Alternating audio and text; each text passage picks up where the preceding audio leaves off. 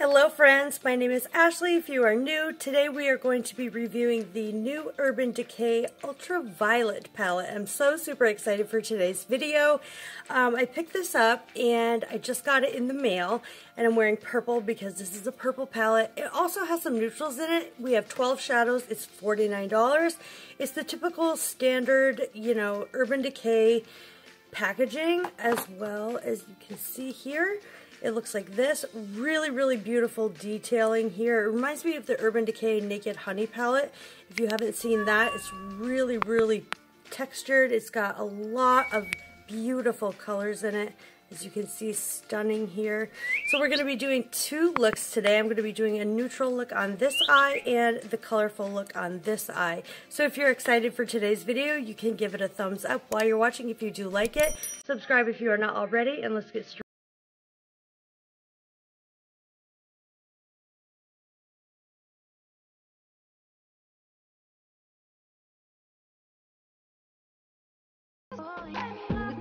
So first off, I wanted to show you all of the swatches of the palette. We have 12 shades. There's one here that you can barely see. And here's what they look like. Really pretty. But they do sort of feel lackluster. They seem lackluster, but we will find out if they are. And yeah, let's go ahead and get started for the neutral eye.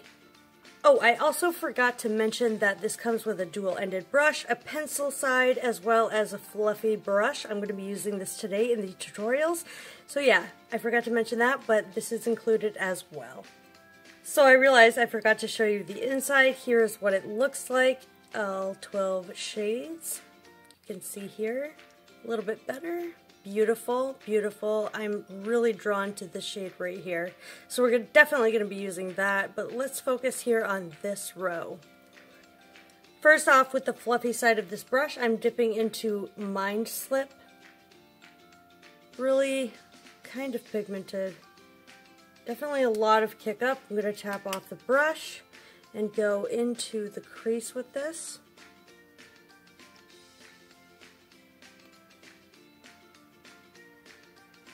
Yeah, this shade is definitely my skin tone, so I'm just going to try to build it up.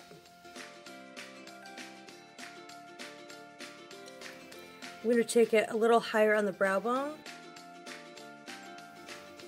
So not much pigment there, but it's there. And I'm going to take the shade Hacked next on the same brush. It doesn't really matter because I'm lazy. This one has a lot more pigment. I'm going to wing it out a little bit. I find that I'm having to use a lot of this shade to build, which is unfortunate because it should be really pigmented. It looks really dark in the pan, so I'm wondering why it's taking so much to show up on the lid. So I did play around with this palette a bit, and I found that if you're looking for something that's really pigmented, you're not going to want this palette. Pigmented purples. This is more of like a sheer wash of a formula for the purples and as well as the neutrals. So if you want something really pigmented, I might go with the ColourPop Lilac You a Lot or something along those lines. But yeah, definitely this is more of a sheer palette and kind of lackluster in my opinion. So this is pulling more purple on my skin tone, and a lot of people say that it pulls more rosy, but it's pulling definitely purple on my skin tone, and I really like this shade, but it does take a lot of building up. So next I'm going in with the shade Digital, which is the darkest in the palette, and I'm just going to use the pencil brush and add this to the outer corner and really try to build this up and wing it out a little bit. I'm finding that this is not as pigmented as it should be. It's really dark in the pan, but going on it's really pretty sheer. But building it up seems to be working quite nice. With my finger, I'm going to go all over the lid with Dazed, which looks like this. Really pretty. This one is very pigmented. I really like this. I've already started out with my makeup on, so this does have a lot of fallout, this palette, so just be mindful if you want to tap off your brush or just do your eyes first. I would advise that. And I'm just building this up a bit. Really, really pretty neutral look. For the inner corner, I'm going with the shade Trippin', which is really lackluster. It's more of a sheen than anything, but I'm just going to bring that up into the crease just a bit, as well as the inner corner. For the lower lash line, I'm going with the shade Hacked, tapping off the extra and just blending that underneath the lower lash line.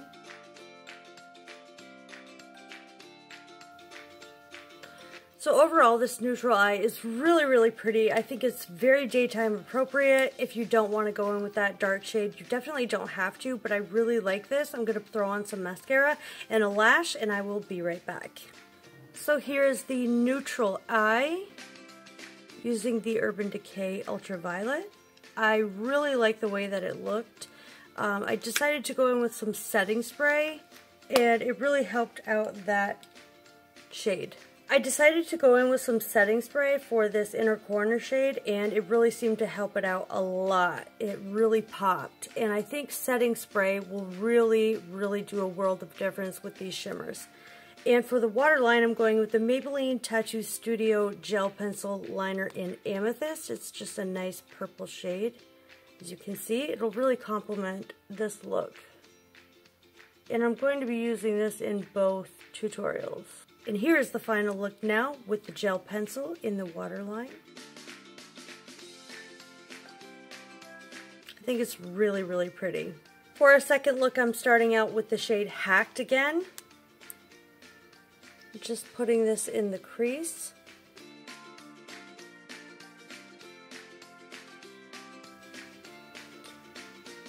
Building it up a tad. Winging it out. And I will have everything on my face and what I'm using listed and linked down below for your convenience to shop if you do wish. Wiping off the brush. I want to go in with the shade Optimized right here. There's a ton of kickback. And this is a really nice pastel purple. Winging it out. I'm really having to work with these shadows, which is not optimal. And I'm going to build this up into the brow bone as well. So I'm just wanting to use this one brush for all these looks because I don't know if everyone's going to have any more brushes. So I want to use this one brush for all the looks to see what we can do with it. The next shade I want to go into is Warning. Now this has a little bit of shimmer to it, but in the crease it blends out just fine as a matte. You guys, honestly, it looks the same as the other shade. I'm noticing that while building it, it changes color and it becomes more intense, but at first it just looks like the other shade. Now it's getting deeper. Winging it out. This looks a bit better. Really patchy though. I find that if they're dry, they're patchy. If you can see, it just looks patchy here. I don't know if you can tell, but it looks patchy. Next, with a finger, I want to go in with Euphoric and just place that all over the lid. This is a really pretty shade with just the finger. Over top of that, I'm going to go in with Cyberpunk. This is a really nice shimmery shade here, all over the lid. That is really, really pretty. The shimmer is not there. It's really lackluster, so I'm going to spray my finger with a bit of setting spray and apply. Now that really seems to help. You're going to need a setting spray for these shadows, which is unfortunate because they should perform the way they look in the pan, which I'm not finding to be the case.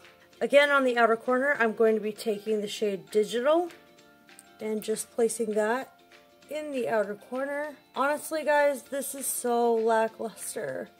Having to go in this many times to build up this shade is quite sad. It may look different on camera, but in person, I'm having to go in and really build this up. And I'm going to drag it into the crease, just for more depth and dimension. I want to go in with Purple Dust now, and build that over all these other shades that I've used. I want to make this a nice purple smoky eye and try to use as much as I can of these purples. Again, lackluster. I'm just going to take a little bit more of Optimized and place that in the crease just to help with meshing all of these colors together, and that really seemed to help. I'm going to go over top of the lid with Lucid, just in the center. Ooh, that shade is so pretty. I don't know if you guys can tell, but holy cannoli, this is beautiful. This is the one standout shade that I've seen so far in this palette that really is performing very nicely. So dipping into that Lucid shade again. So I'm going to place that Lucid shade in the inner corner and marry it with where I put it over here. That's really nice. I'm going to drag it on the inner third of the lower lash line, just to brighten that area up. For the brow bone, I'm going to be taking Trippin'. This is with a different brush, and for the brow bone on this side, I'll take Trippin' as well. Really lackluster unless you spray it. But I feel like we shouldn't have to spray the shadows, you know what I'm saying? Putting on some Maybelline Lash Lift the Falsies mascara.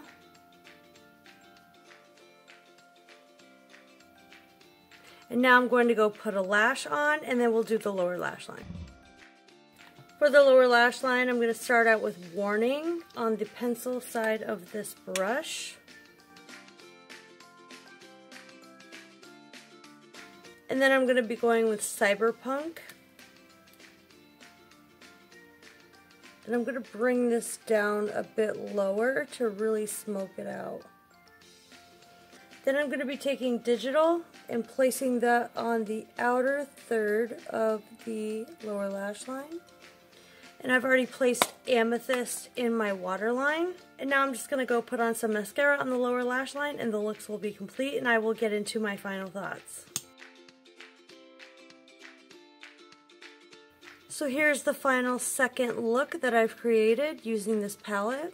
I think it looks really nice. It did take a lot of building up. So my final thoughts for this palette.